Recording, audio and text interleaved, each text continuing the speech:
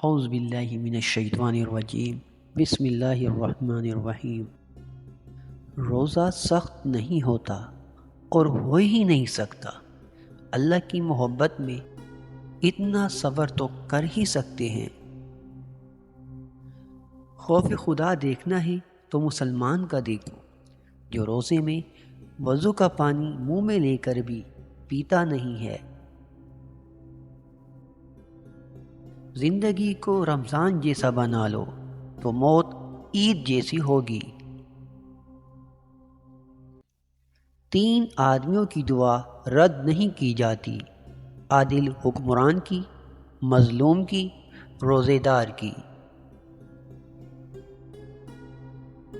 رسول اللہ صلی اللہ علیہ وآلہ وسلم نے ارشاد فرمایا، جس نے رمضان کے روزے کو فرض سمجھ کر ثواب کی امید سے رکھا وہ بخشا گیا۔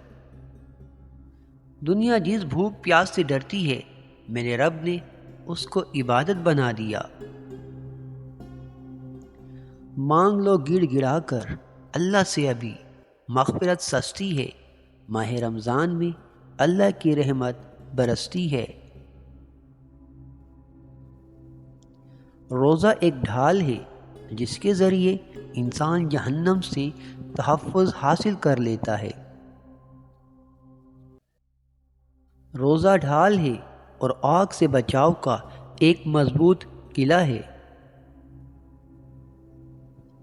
اور جب وہ امت کو بخشنے پہ آتا ہے تو تحفے میں رمضان دیتا ہے۔